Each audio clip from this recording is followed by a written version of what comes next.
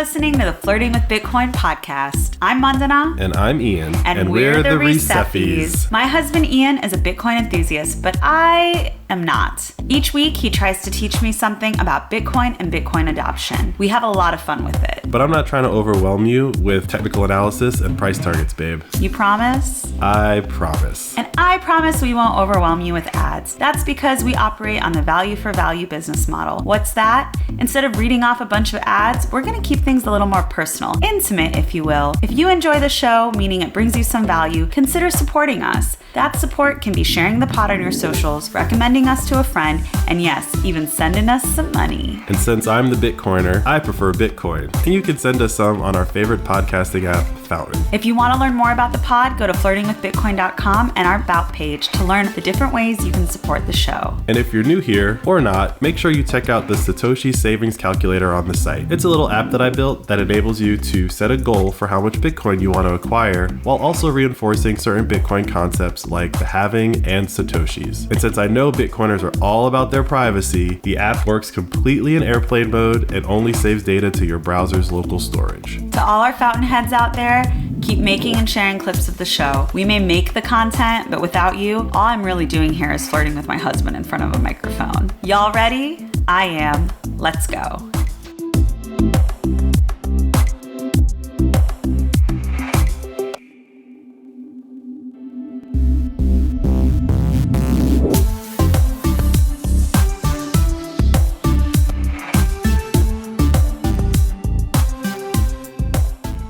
Hey Ian. Hey Mandana. Hola. Guten Tag. Buongiorno. Konnichiwa. Bonjour. And back to our Texas friends. Howdy. Howdy. What time is it, babe? The current time is 7:63:861, and we are approximately 1,245 blocks since our last recording. And Bitcoin is, in quotation marks, down. How many acres could I get on sunny Bitcoin Island for one measly US dollar? Today, 6,007. Damn. You know, this period of time is very similar to the crash from 20 to 3 back in 2018. That was like a big learning period for me. Mm-hmm. Like I got in, it went up, it came down. I was like, oh, there's something missing. So I hope the people that got in around 70 earlier this year and are sitting at 16 are really doing some research and not just panic selling and getting out. Yeah. This is the time that you learn. This is the time that you become what the people like to call a Bitcoin maxi. So how do you feel right now as you see the number going down? I'm following most of the news. Yeah. I know all of the context. I know all the context. I know all the catalysts that have happened, which kind of give some explanation to why we are at the price that we're at. But I also know some of the catalysts for why we could go back up. You know, I saw a tweet the other day from Odell. He's like a really hardcore Bitcoiner on Twitter. And he just said, the hodlers set the floor. Yeah. So the people who get it and understand what Bitcoin is, they're still buying. Yeah. And they're buying right now at 16. They're establishing a new cost basis. And when it goes back up, they'll be in the green, and let's get this train rolling. The interesting thing is there are some people in my life who are not Bitcoiners who are like, Mandana, should I buy some Bitcoin right now? Should I buy a lot of Bitcoin right now? And I'm like, okay, all right. I like that that's your reaction instead of like, whoa, Bitcoin's going down. See, it's not going to work out. Well, you know, I think people are good at pattern recognition.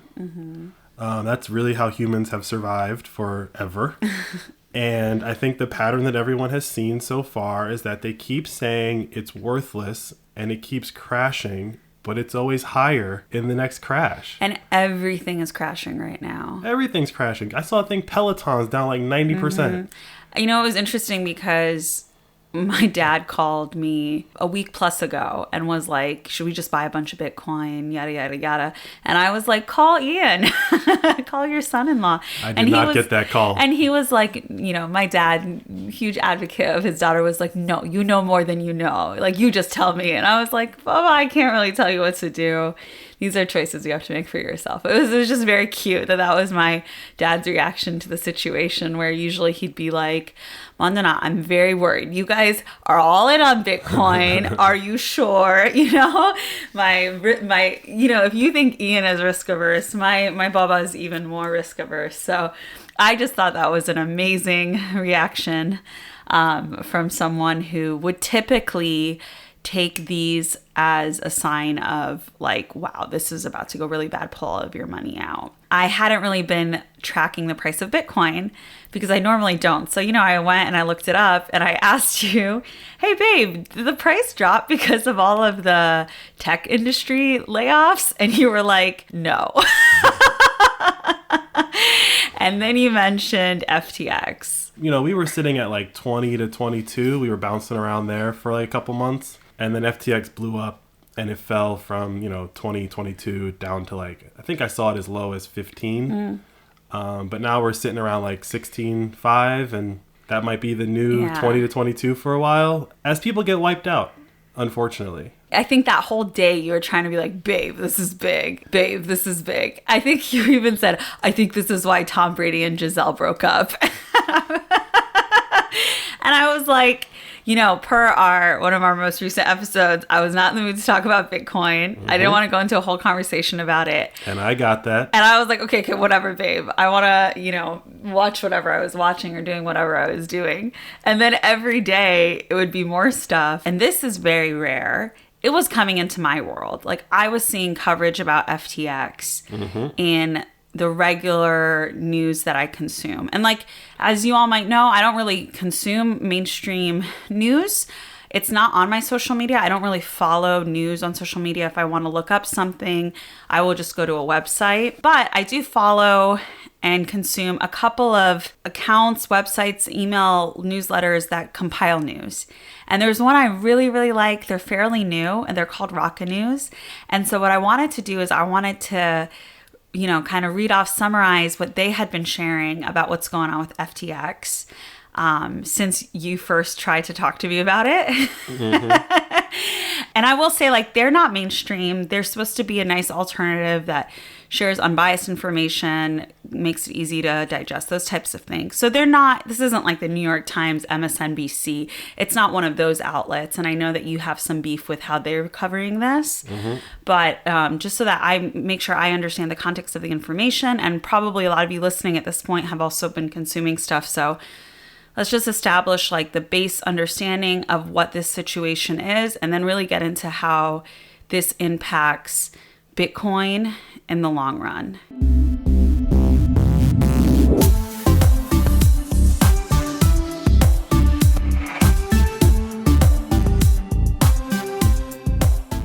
So before getting into like FTX, a lot of the news around this story is about the founder, CEO of FTX, and his name is Sam Bankman-Fried. Correct. And he goes by this acronym SBF. I mean, I don't know if he actually goes by that. That's his Twitter handle. Okay. So his Twitter handle is SBFFTX, and it's easier to just give someone an acronym. Yeah. Ironically, I don't know if anyone knows this, but we tend to give serial killers 3-letter acronyms. I mean, yeah, and I know that people are calling him psychopath, but taking a step back, he was like supposedly painted as the next Warren Buffett. So back in the spring of 2022, this year, Fortune did a piece on him, calling him... on the cover. He was on the cover as the next Warren Buffett. At the time, he was 30 years old. He's like a vegan. He's a philanthropist. He's a crypto mogul and one of the richest people in the world. But his whole shtick is that he doesn't look like he's rich. He's not into luxury things. He wants to be altruistic. He wants to donate his money. Like, that's what that Fortune piece coverage painted him as. He looks and acts like a bum. Yeah, and he lived in an apartment in the Bahamas with 9 roommates, which I guess also lends to that, like, I'm not a Jeff Bezos type, I guess. He's like the alternative to that. Have you seen the picture of said apartment, though? No, I have not. I'm sure in the Bahamas it was still pretty nice. They were not slumming it. They weren't slumming it. So he was born in 1992, which is wild because he's younger than me. to 2 Stanford law professors. He's supposedly a math prodigy. He went to MIT. He has a physics degree. After he graduated, he worked at a Wall Street law firm. In 2017, he started a crypto trading company, Alameda. And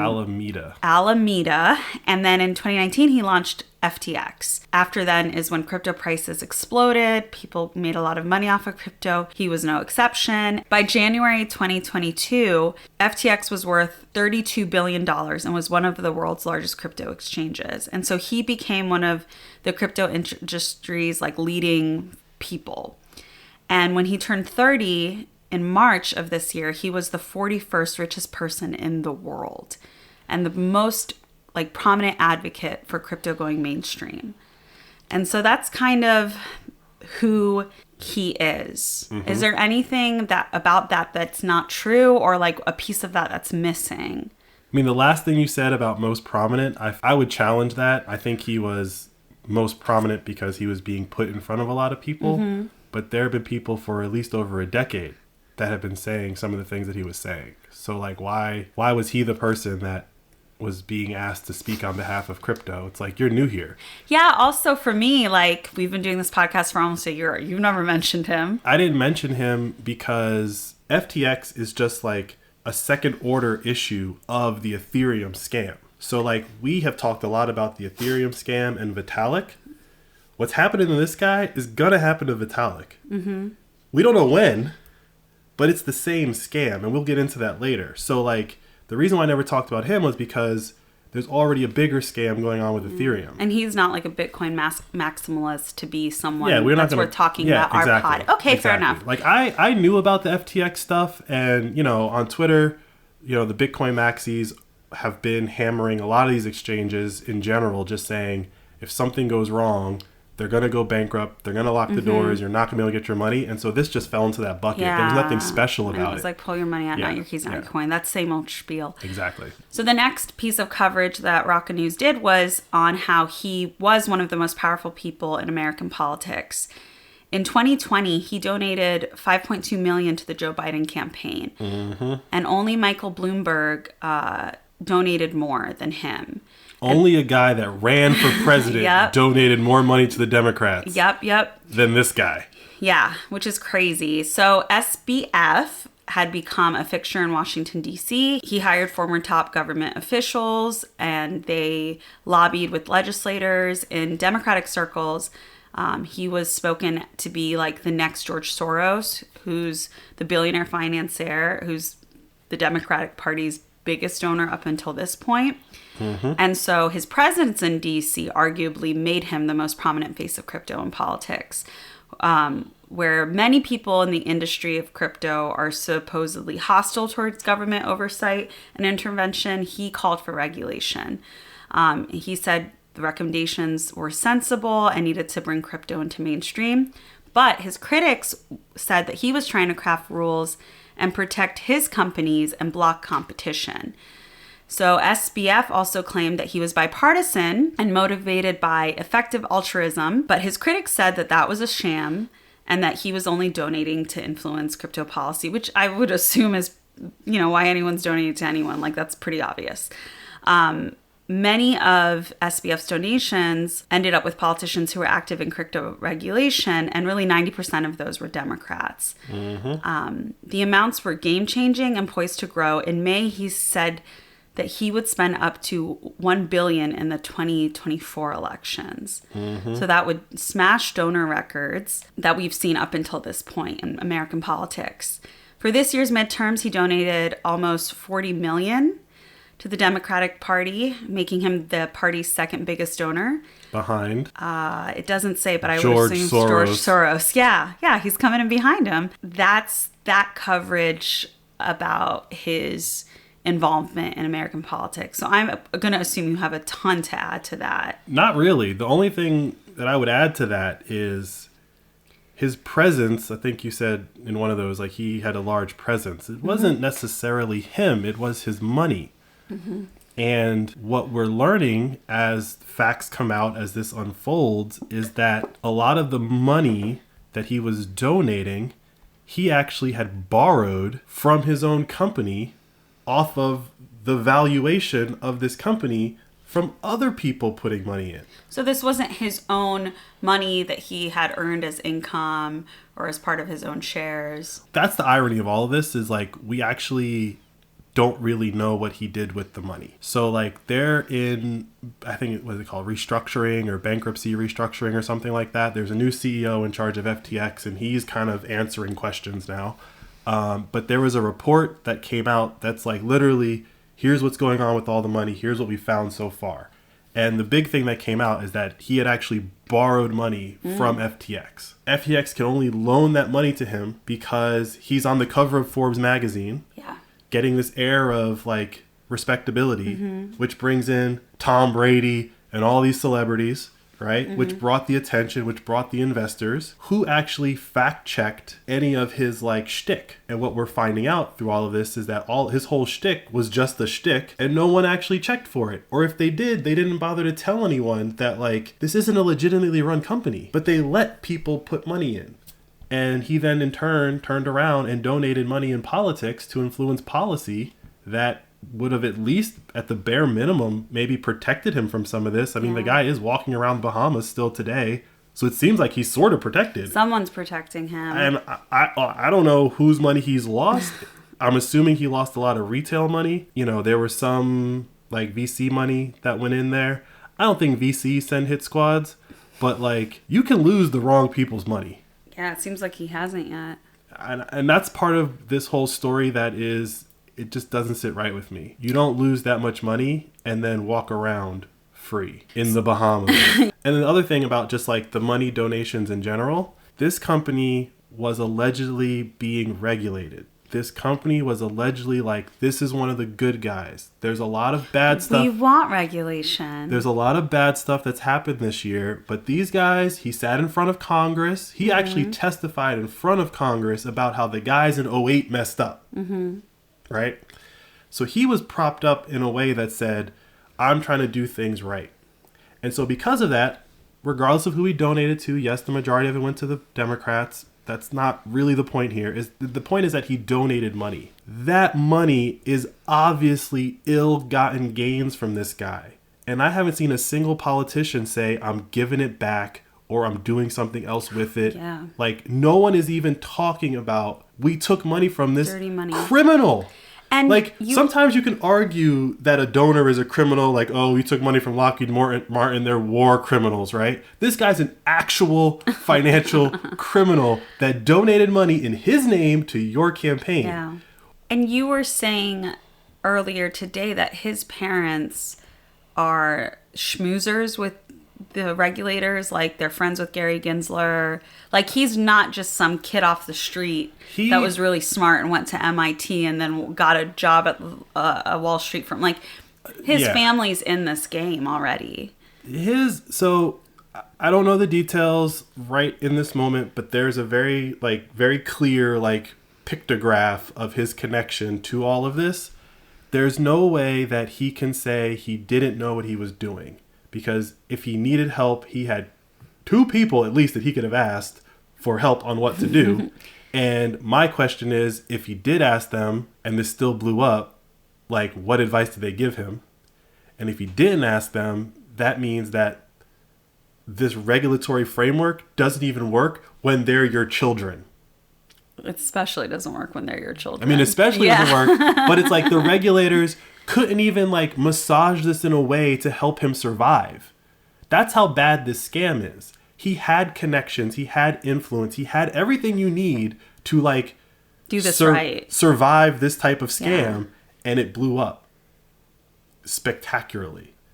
And no one seems to be like, well, who's accountable for not having regulated this company that was allegedly working with regulators?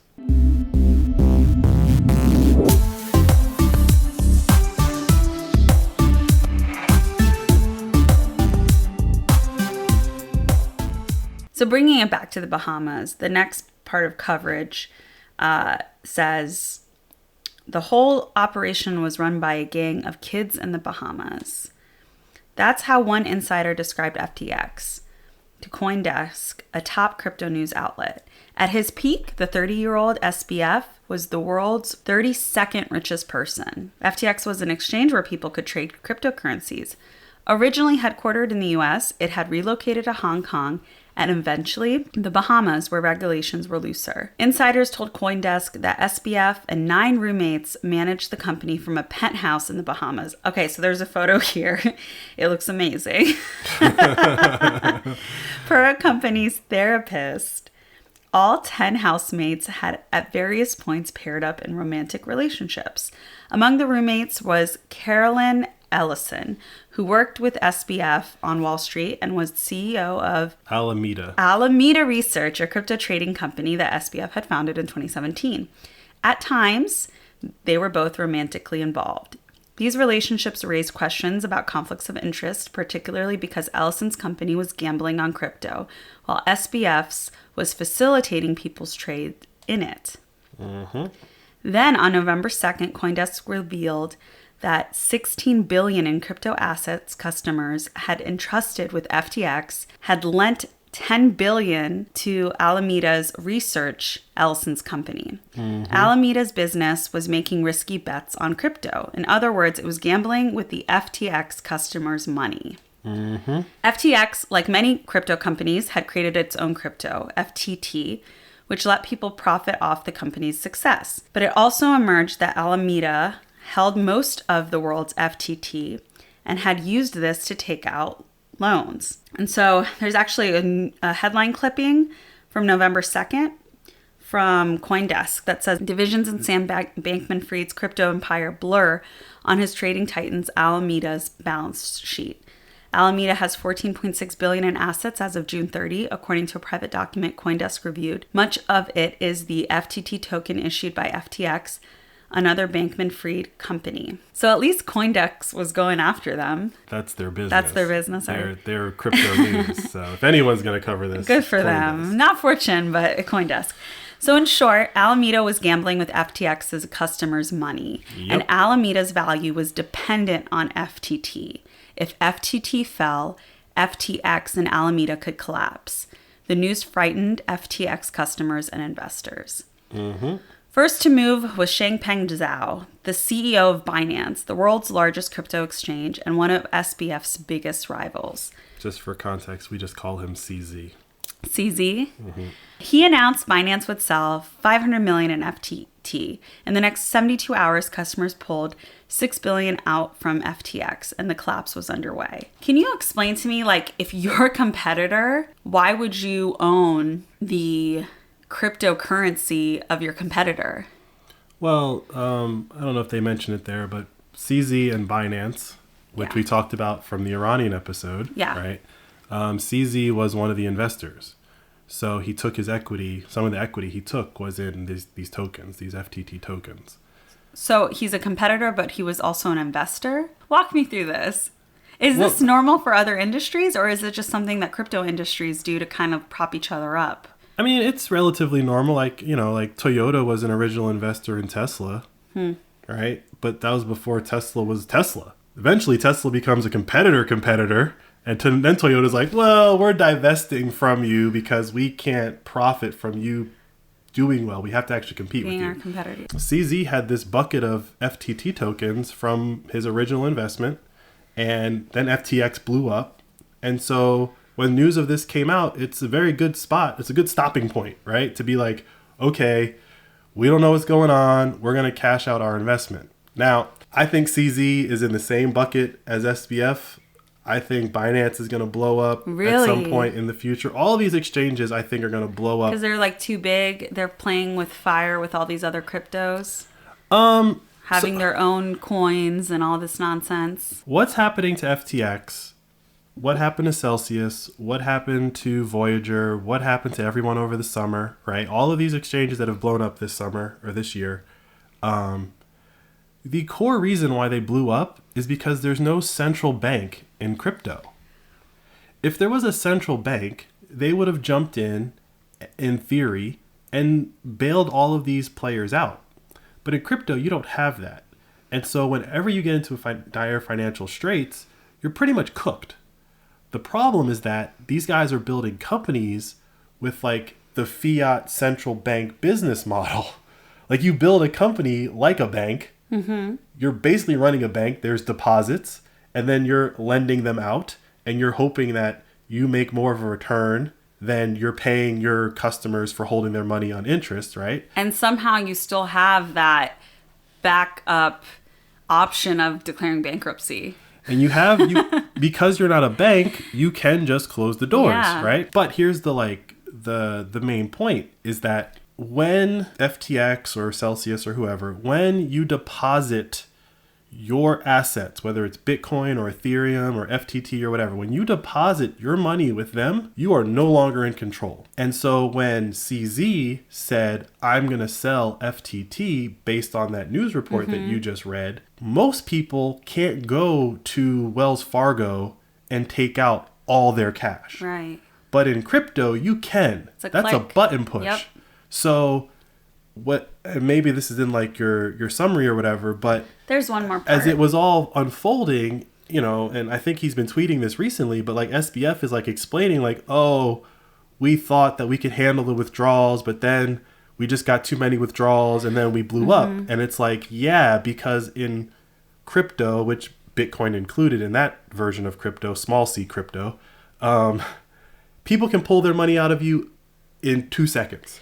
And so these exchanges and stuff that have blown up, the first signal that it's blowing up is when they pause withdrawals. And is that what they did? That's what they did. That's what everyone has to do. So they paused withdrawals and then started spinning this story about what's going on, and everyone knew it was over. And so I wonder, should these exchanges ever try to be this big? Or should they just be small companies that take a little cut when you're trading, and they don't do any of that nonsense, and they don't try to become the 32nd richest person in the world because of it? Because this is the inevitable outcome. I don't want to tell someone to not try to become wealthy, but I do think if regulations do come, one of the main ones will be you can't have your own token, right? That'll probably be like step one. Step two, it's wild to me that after Celsius, people were still buying another exchange's tokens. But it's not wild because this guy was getting all of this street cred. He was the good guy. He was getting street cred from the establishment. Which, I still feel a little uncomfortable when we're talking about Bitcoin companies. And you're like, well, they're pretty good. They're well known. They're good advocates. They're a real Bitcoiner. They support them. And it's like, yeah, but this is still a person. But here's the difference, right? So I'm going to name names, right? Swan, right? So Swan Bitcoin, I have no issue with them because I know that they do not rehypothecate any Bitcoin that they hold. Rehypothecation is you lend it back out. Yeah. So like if you're holding Bitcoin on Swan, CEO of Swan has said many times, we don't rehypothecate. He's saying that, but it's not a publicly traded company. How do we know for sure? You're still kind of taking their word to be true. There's taking someone at their word, but it's also the business practice as a whole. So if you have Bitcoin on Swan, you don't earn interest on it. If you have Bitcoin on Strike, you don't earn interest on it. If you have cash on Swan or cash on Strike, you don't earn interest on it. So like, they don't have this forcing function to go get yield somewhere else to pay you that interest for them holding it, right? So that alone tells me that they have less pressure on them to get a yield. They just charge a little bit more than the price of Bitcoin to cover their costs. Strike does a spread. Swan has a fee. Okay. A flat or a percentage fee. It's the All same right. percentage fee. But so that suggests more transparency in their business model. Yes. The other part about why I feel more confident talking about Swan or Strike or, some of the other Bitcoin only companies, Unchained Capital, is because the ethos of those companies is to create a system that's an alternative to the fiat central banking system. What Sam Bankman-Fried created was a carbon copy. Yeah. What CZ has created is a carbon copy. What Celsius has created is a carbon copy. It's just that there's no central bank to prop you up when you fail. So it's very similar to, what they call like the wildcat banking or the free banking.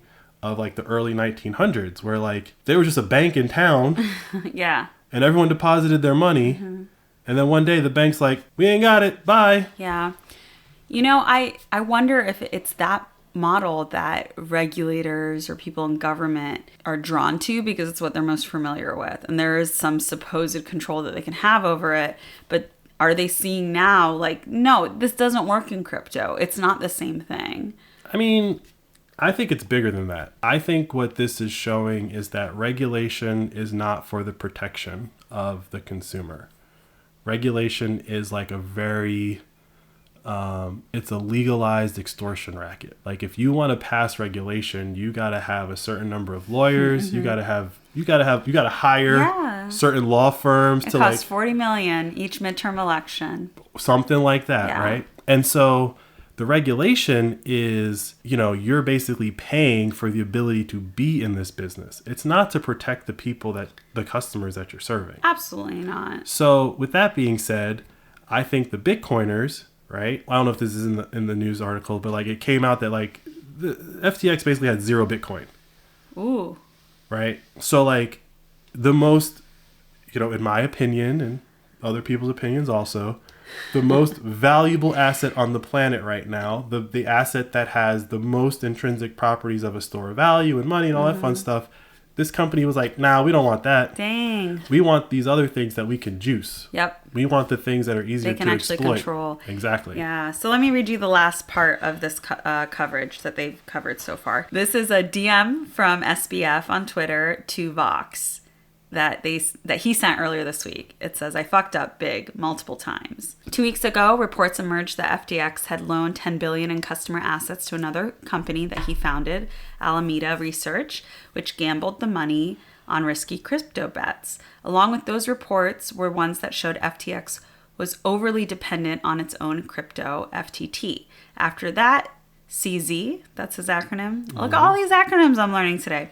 Pulled the rug out from FTX. CZ is the head of Binance, the world's largest crypto exchange and one of FTX's biggest competitors. Initially, CZ was a major investor in and supporter of FTX, but SBF lobbied the government for crypto regulation, which CZ opposed and reportedly lobbied against CZ specifically. That led to a feud between the two crypto billionaires. After this month's report, CZ announced Binance was selling its FTX-related assets, sparking a bank run as people rushed to withdraw money. But FTX didn't have enough cash on hand, putting it on the edge of bankruptcy. A day later, CZ swooped in and agreed to buy FTX, saving it. But then just a day later, though, he pulled out, citing FTX's finances. Unable to pay its debts, FTX declared bankruptcy. The company was valued at $32 billion this year. After that, it was worthless. Many thousands of FTX customers and employees have lost their assets, and FTX now faces a flood of fraud lawsuits. SBF is currently chilling in the Bahamas. I added the chillin'. SBF says the collapse was a result of business mistakes. We didn't secretly transfer customer funds, he said in one interview. We had confused internal labeling and misread it. In another, he blamed, quote unquote, messy accounting. His direct message said, messy accounting plus margin exchange, arrow sign, position built up over time. Though in retrospect, Luna crash was when a lot of it did. But messy accounting, arrow sign, I didn't realize full size of it until a few weeks ago. He's very Gen Z typing like this. And one more wrinkle. As the company collapsed, a reported hack hit FTX, stealing $600 million from the exchange. Was it hackers, angry employees, customers, or someone else? Much like the SBF story, those questions remain unanswered. So that's what I had read on my own without talking to you. And it's so surprising to me that this has come into my space. Mm-hmm. But what do you think about that coverage? Is it accurately depicting what's been going on? I don't necessarily think it's defending or holding a specific position. I think it's pretty neutral stance. What do you think? Yeah, I mean, that's a pretty neutral way of telling that story. Which I guess, you know, if you're trying to be like a legitimate news organization, you should just tell the facts and don't editorialize. But I find it really hard to tell the facts of this story without like wanting to go to the Bahamas and drag that guy out. Yeah. And I feel like there's a lot of people all over the world that feel that way. He's admitting to what happened. Messy accounting. Whatever excuse he wants to give, he's admitting to what happened. And what has happened are financial crime. So, like, for me, it's just very hard to, like, talk about this story without just being enraged for multiple reasons. The main one being that, like, there's still a ton of people, understandably, I get it, but there's still a ton of people that are in crypto. There's still a ton of people that don't understand what's going on and were willing to trust this person with their money. They're in crypto, which means they know about Bitcoin, which means they have the actual, like, out that they're kind of looking for by trying to make all of these gains in crypto. Yeah. It's right in front of them, but they want the easy gains. And it sucks. I hope that people take from this, like, I woke up Monday morning when this all was going down. Last Monday? Whenever this started going down. Yeah. I think it was like the Friday before this past Monday, right? I woke up, saw the news, and started laughing because I know that my Bitcoin itself is not affected by it. But I thought BlockFi, which is the credit card that we use, was. I remember you said they had sent some strange message that was like, hey, we might go under, but you still need to pay your credit card bill. Oh, no. The email was, we have gone under, and you still need to pay your bill. BlockFi card is no longer. Okay. So I cut it up. We won't put our referral link out, guys, anymore. We haven't been referring BlockFi for a very long time. Okay. For this very reason. Like, after I did a little more research, it's like, I'll use the card, but if I get the Bitcoin, I get it. We have $15 or $20 on BlockFi that we're probably not getting. Yeah. Right? Some people probably more, because BlockFi was another place you could deposit your crypto and earn some yield on it. So right? really any business model that tries to give you free Bitcoin is going to be associated probably with some other similar, almost like pyramid scheme that's just trying to make money out of nothing. I don't want to poo-poo on BlockFi's entire business model. I think paying people whatever percentage, like cash back or whatever you want to do, I think paying people that in Bitcoin is better than paying them that in fiat or paying them that in like airline miles and points, right? But that's different than depositing your money and earning yield on your money, right? So interest rates are yield. That's why I'm saying yield, right? So, for example, if I had a gold bar and I gave you a gold bar and you held that gold bar for any amount of time, that gold bar is not going to create 1% more gold, 2% more gold. It's not going to, right? So like gold does not create more gold. Yeah. When someone says they're going to pay you interest on your money, the question always has to come, where's that money? Where is it coming from? And so what they're doing normally is that they're taking your money and going somewhere else and trying to make more money off of it. Taking their profit and giving you the 1 or 2% that they give you. I think BlockFi would have been fine if they just said, look, we're going to give you 1% interest or 1% cash back, and we're going to just pay you in Bitcoin. Like they wouldn't have had a problem, especially if their interest rates that they're charging are normal credit card interest rates. They got blown up because they were also searching for yield, and they had given some of their money to FTX. FTX blows up. They blow up. But this is why I'm wondering if the future with Bitcoin adoption, hopefully these other cryptos wipe out, all of these exchanges kind of crumble that are operating under this business model, we move away from this assumption that, if I'm dealing with a financial company, I need to find the one that's going to give me the most money for my money. Yeah, I mean, that's not a new idea, though. That's maybe new to our generation of people. Yeah. But what you're talking about is commodity credit. And that's an old idea from like the 1800s. That's how things used to work. Yeah. And it had to work like that with gold. Why? Because gold doesn't create more gold. Yeah. So you can always loan money.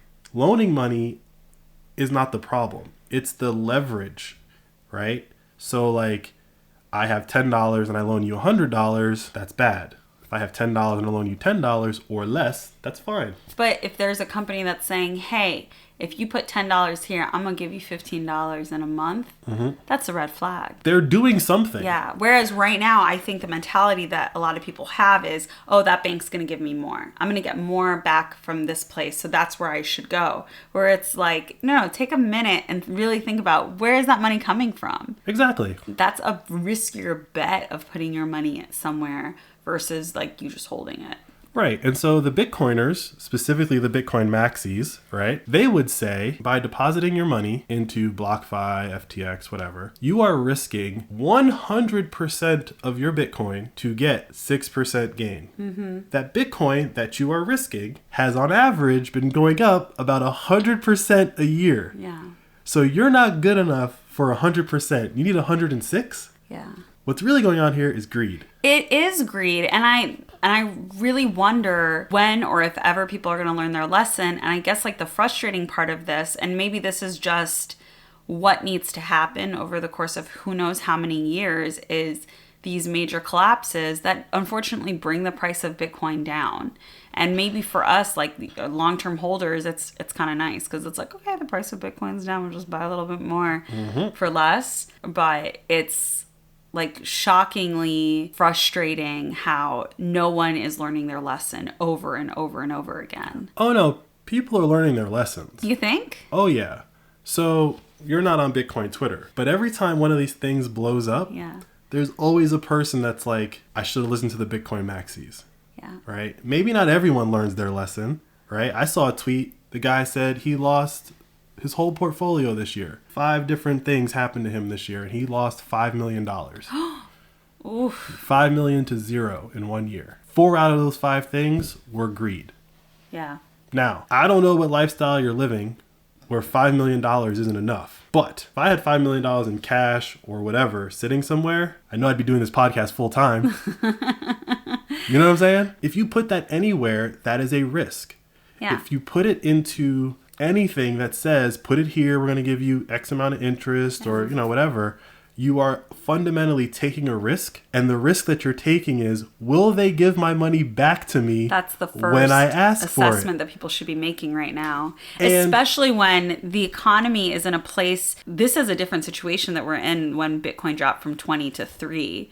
Like, this is one of the worst points of economic, distress. I don't even know what you want to call it in the history of the modern world. That's what we're experiencing right now. I don't know. We're on the verge of it. We don't even know. I would assume that we're on the verge of it. Things are not great, right? But things have not been great for a while. And I would argue that the drop from 20 to 3, while the events that were happening at the time were different, there was no Celsius and FTX blowups and stuff like that. People were selling because they did not actually believe in Bitcoin being able to do what was advertised at the time. This time around, it's just that more people actually believe that Bitcoin can do what's being advertised, which is, when these moments of financial distress occur, this is really the only thing that you can hold that will not disappear when FTX blows up or when Wells Fargo blows up, because banks are coming next. Yeah. And I don't want to be like a fearmonger, but there are banks that are in crypto. Yeah, like who's safe right now? Well, I mean, it's all a... government bonds? You don't want to be in that. But the point that I'm getting at is like the financial industry is now in crypto, right? Not all of it, but the financial industry is in crypto. And part of what happened with SBF and FTX is that there was Silicon Valley venture money that went into it. And it was coming from very legitimate people. Sequoia is a very legitimate VC company. I think it was like $100 million that they put into this. When people see Sequoia putting money into something, they think it's legit. So everyone starts piling. Oh, yeah, I'm in too. They start piling in, right? Okay. Now SBF is blown up. I saw a chart the other day. There's like 10 VC firms that together had like $1 billion that they had put in investment. That's all gone. Now Sequoia's got to go fill that hole, right? Once these things blow up, everyone's got to fill the hole that's created from blowing up. And some of those people that got to fill the hole can't, and they blow up. So you don't actually know who is going to be caught up in blowing up. And the only way you can protect yourself is if you actually hold your money. So you can have a gold bar, you can have cash in a safe, or you can have Bitcoin. And I would argue that Bitcoin is the most portable and the easiest to like hold. Yeah. But if you're not holding your money, physical possession, Bitcoin, 12 words, it's a form of physical possession. If you're not holding your money, it's not your money, period. And like have people learn their lesson. And people are learning their lesson the hard way in the crypto world. But I think that there's a significant number of people who are sitting over here that are not in crypto because they've been skeptical and they're like pointing and laughing at all these people. And then their bank's going to blow up. Yeah. And they're going to be in the same position. And then who's going to be sitting on the sideline pointing and laughing at them? The Bitcoiners. Yeah. Right? It's like you can't really afford to not be paying attention to this stuff anymore, which I think is why it's seeping into my regular news consumption. Because a lot of people in regular news had crypto. And nothing's juicier than Tom Brady losing. That's the juiciest news you can get on Tom Brady. And what is that? Tom Brady just was holding a lot of FTT? Tom Brady was an investor in FTX. He did the main commercial for the Super Bowl. Okay. And the commercial was literally him calling up all his friends, all these other celebrities. The commercial is him calling up other celebrities being like, "Are you in?" Ooh. Like, it is if it's not a troll, it is the most like ironic commercial you can make. It's like, "Are you in on this scam?" Yeah. And even in the commercial, his wife's there. And I think in the commercial, she shows him FTX. And then he gets on the phone and starts calling up his friends. Jeez. So it's like, whatever. But it's funny. It's sad, but it's funny. And I think this is why a lot of people, including myself, were really turned off to the crypto world. And I am still, right? Like, I think Bitcoin and the crypto world are two separate things, two separate cultures. But people in the crypto world seem like they have it all figured out. They've made a ton of money. The really loud ones have made a ton of money doing nothing, just gambling, literally adding zero value to society. And it kind of feels good to see them suffer. Like, I'm a little annoyed as well that this dude's still living in that really nice penthouse in the Bahamas. As everyone should be. Yeah, and he's super crusty with his like crusty 9 other roommates and they've ruined so many people's lives. There's like people who are probably going to be homeless because of this. Yeah, at minimum, they're employees who believed in this company. It's really frustrating, and I know that again, this is going to get muddled up with Bitcoin for people that don't really understand it. But at least I hope people in the crypto world get over themselves, stop trying to make a quick buck, and see how damaging this is to the long-term adoption of what you like to say is like the actual invention, which is Bitcoin. There's a lot of different sayings about Bitcoin. Bitcoin is insert whatever, right? And I think in this scenario, Bitcoin is a technology from moving money from the inpatient to the patient. So right now, yes, FTX has blown up. Somebody else might blow up. It might go down further, right? But the patient people who are just buying a little bit of Bitcoin every day are getting it for cheaper now. And who did not lose really anything. And if you're acquiring at a rate that does not affect you, you don't have to sell right now. Yeah. You're not panicking. You're not, oh my God, I should have sold when it was 70. Like, if you're in Bitcoin to get out of that other system, you don't have to sell right now. Like I said, I woke up, I saw the news. That really sucks. And I went about my day. Yeah, and I think I didn't have to scramble. I didn't have to panic. And as your wife, I wasn't like, "Are we screwed, babe?" I didn't even ask you. I knew we weren't affected by it. Right. And so you were just like, "Ha, BlockFi, we're not using that anymore." This was the year I would say we went full on Bitcoin only. Like, we got a podcast. I finally got my little bit of Ethereum out of that little racket or whatever, right? We're like only Bitcoin now, right? And so I find it interesting that this is the year that all these things blew up. And this is the year in all of these blow ups that I'm just not concerned. Yeah. And I can't explain that to people. You know, everyone's seeing the news and they're texting me like, oh, like Bitcoin's down. Are you okay? Da, da, da, da. And I'm just like, you have no idea how calm I am right now. And I think this goes back to our Married with Bitcoin series, where we talk about budgeting for your life, living within your means. And it's really important that people aren't relying on their crypto investments as a way to fund their life. Not to knock young people, like I love Gen Z, I'm rooting for all of you. But I think if you're somebody who is just trying to figure out what you want to do with your life and this is an option, it's so easy to be like, that's what I'm going to do with my life. Instead of, I'm going to find a career where I can get a really great income that can prop up a lifestyle that I want. Mm-hmm. And then at the same time, I can rack up my savings. Yeah. And this is what I'm doing with my savings. And I think just generally a lot of people don't live the way that I've just described. Yeah. I think most people don't have the discipline, and we're in a consumerism culture and Instagram. You got to flex on everyone, all that fun stuff.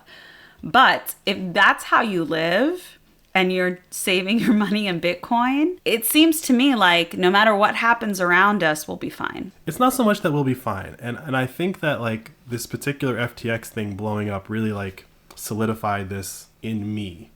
Because like I said, I woke up, I saw the news, I saw the effect, right? I was like, that's a lot of money. Okay, a lot of people are going to be mad. But to me, it was like, because I have Bitcoin, I'm very hopeful for the future. And I feel like the people that were in this, like, that are still in this, like, crypto casino, I don't believe they're actually hopeful. Because if you were actually hopeful, you would not be taking these risks. You wouldn't be pulling all your stuff the second there's a headline. Right. Like, if you believed in this, when the bad news comes, you would be like, well, no, my thing is fine. But instead, whenever there's a whiff of bad news, all of a sudden, everyone's trying to run out of FTX because intrinsically they know this is not sustainable. Yeah. Intrinsically, they know. My time has run up. Yeah. I was gambling, came up snake eyes, and it's time to go. Yeah. And not everyone gets out. Not everyone got out the doors. But for me with Bitcoin, I saw the news and like a wave of calm kind of washed over me. And I was like, and this is why you hold your private keys. And this is why you don't buy on leverage. And all the things that like I internalized kind of came rushing forward and were like, you're fine. Could the price drop? Sure. If we had to, sure, we could sell it if we had to. Like, if we both lost our jobs or whatever and, like, we had no other income. Mm-hmm. But to your point, we have jobs because we have skills. Right. And so I'm not really concerned about finding another job. If someone has no skills but has figured out how to create a lifestyle using crypto, then when the crypto falls apart, you still have no skills. Yeah. And I think a lot of times people are like, well, this is just how things are. But when you see this FTX story in particular, this little kid can go from nothing to becoming one of the richest people in the world, and back to nothing. And that's true for anything in our society, whether it's a system, a policy, an understanding. Even in science, things get disproven all the time after being true for 50, 100 years. And I think not having that skepticism is where people get really lazy. I think you think about, you bring that up all the time. But, if Bitcoin is supposed to be this wonderful thing where it is man-made, but it's not man-controlled. It's supposed to be that one shining example or difference and all those things. And I don't really want to put it on that platform because a lot of people still influence Bitcoin. Mm-hmm. This is an influence into Bitcoin. Mm-hmm. But it seems like in this reality that we live in, if you really do look at the reality of the world this way, this is becoming your best option. This is kind of on the same line of this whole story, right? FTX blew up recently, and then all of a sudden, right after FTX blows up, there's all these stories about, we're going to have a CBDC coming out. United States is doing a pilot. Europe's doing a pilot. Like, it's coming, right? And a CBDC is a... CBDC is a central bank digital currency. Mm-hmm. Basically, all money would become 100% digital. It would all flow through a centralized location. And that centralized location will be able to see everything that you spend your money on, where, when, how much. With great power comes exploits, and somebody would take advantage of that. But we have a relative example of what that is, which is what's going on in China. China has a CBDC. It's called the digital yuan. Mm-hmm. And when people do stuff over there that they don't like, they literally just shut them out. You can't get on the train. You can't buy a ticket. You can't do XYZ. They just have the ability to make you a non-person within that society. I know people think that like the West is better than China, but like we're all humans, and under the right circumstances, somebody will say we need to do this. When I was a kid, you could walk all the way onto the plane and buckle your kid in. You can't get past security now. It's like, you gotta hand your kids over and like, please put my kid on a plane. Yeah. Like, I'm not saying terrorism doesn't exist, but like, we used to have freedoms, they were taken away. I think CBDCs are just another form of that. And so I say all that to say, imagine all of this coming down the pike and we didn't have Bitcoin. Yeah. Imagine that there wasn't an alternative to what is coming. It's coming. Whether we like it or not, it's coming. The banks are going to blow up, and the CBDC is going to be how they rescue everyone. Guaranteed. When that happens, I don't know. But that's what's going to happen. When that happens, everyone who's like in dire straits is going to be okay with it. And the Bitcoiners who won't be in dire straits probably are going to be the ones that are like, nah, no, I'm not selling my Bitcoin for your CBDC. Like, no. And then we better have, as Bitcoiners, we better have a parallel economy. We better have an Amazon Bitcoin. We better have Amazon or Bitcoin Slack. We better have all the tools that rely on the current financial system. We better have Bitcoin equivalents when that point comes, because if we don't, they're gonna lock us out. Do you mean Bitcoin Stripe? I mean Bitcoin everything. Oh, you said Bitcoin Slack. I mean Bitcoin Slack. Yeah, right? why do we need Slack for Bitcoin? Well, I mean, so Slack, just think of Slack as like digital communication, right? And so, if you have a company and you got to pay Slack, and Slack says, well, you got to pay in CBDCs. We don't take that Bitcoin stuff. I see. All of the products and tools that we need, you need to be able to acquire them with Bitcoin. Anything that you can't acquire with Bitcoin, you will need to acquire CBDCs to pay for those things. And there's a high probability that you will not be able to go back and forth between those two worlds. So one of the things you can do with a CBDC is prevent people from buying things. What's the first thing they're going to prevent you from buying? The off-ramps. Yeah, and I think looking at the crypto industry as the next big political donor, it would behoove the people of any country to get their own Bitcoin. To really show, like, no, we hold our own Bitcoin. These organizations are not going to be the powerhouses that they might be for the first, FTX has existed for 3 years. Less than a presidency. Yeah, like, nah, don't fall for this. They might be able to give you money for 1 or 2 election cycles, but it's not going to last, and it's not going to be the long-term powerhouse that you think it'll be. Like, you need the support of the people in a democracy. Yeah, buying Bitcoin is a vote. And I know you and I have different opinions on voting and politics, but like, I think it's the only vote that actually matters. Like, taking your money out of the current system and putting it into that parallel economy called Bitcoin, when the Bitcoiners are the ones that make all the food. You want food? You got to pay in Bitcoin. I don't have Bitcoin. You better go get some. I'm not giving you my food for a CBDC. What are you going to do? Sue them and say you have to... I don't have to sell you my products. Whatever I choose to barter with you or exchange, like, that's the deal. And if you don't like the deal, leave. And so I see it as like Bitcoiners from the grassroots level. If we get into certain industries, yes, the technology industry is one of them, but if we get into the food industry, or if we get into the, the educational industry, that's a longer term scheme. But like, what if the best school in the country becomes a school that you can only go to if you pay in Bitcoin, and everybody wants their kid to go there, like MIT? If you want the best, I feel like in the future, you will only be able to get the best with Bitcoin.